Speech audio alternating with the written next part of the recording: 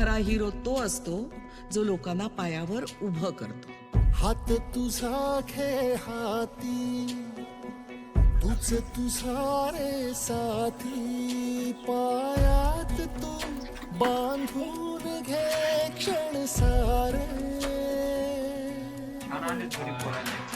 टाकू काळावर माती, नशीब कोरून हाती, पाऊल घे जिंकायचे रण सारे.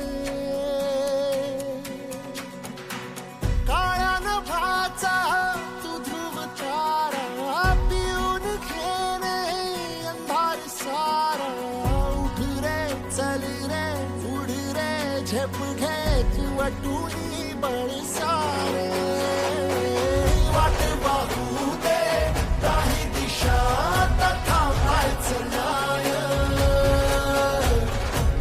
लढत जा लढत जा थांबायचं नाही. या सगळ्यांसाठी काहीतरी केलं पाहिजे.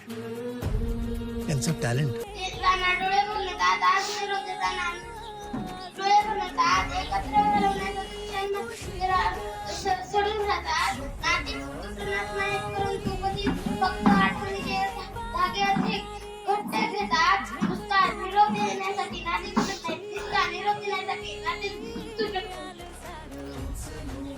नाचायचं नाही, भ्यायचं नाही, आता थांबायचं नाही. आता पुढे जायचं, निडर व्हायचं, अभ्यास करायचा, सगळ्यांना शिकवायचं, घरच्याला सांगायचं, बहिणीला सांभाळायचं, भावाला सांभाळायचं. तुम्ही आता मोठे झालेले आहात. आपल्या शाळेमध्ये छोटे होतात, एक प्राथमिक शाळा होती, पण आता मोठ्या शाळेत जायचं, मोठं व्हायचं. आणि जर काही आपल्याला अडचण आली तर न डगमगता न घाबरता समोर जायचं असतं. अहमदपूरमध्ये मोठी शाळा असते, मोठे विद्यार्थी असतात. तिथं जाऊन आपल्यासारखा धांगडधिंगा करायचं नाही, कुणाला मारामारी करायची नाही. शाळेत जायचं, अभ्यास करायचं, एवढंच काम ठेवायचं. आपले आई वडील आहेत, आई वडिलाच्या पुढे जायचं नाही, आई वडिलाची सेवा करायची, आई वडिलाचा मान राखायचा.